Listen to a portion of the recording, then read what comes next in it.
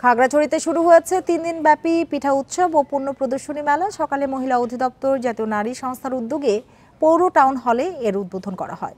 মেলায় 20টি স্টলে পাহাড়ের ঐতিহ্যবাহী বাঁশপিঠা, সেসমা পিঠা, সাইন্না পিঠার পাশাপাশি ভাপা ও চিতই সহ বাহারি পিঠার পসরা সাজান নারী উদ্যোক্তারা। আয়োজকরা বলেন, এই উৎসব এখন সংস্কৃতির অংশ হয়ে উঠেছে। ভবিষ্যতেও এমন আয়োজন অব্যাহত থাকবে।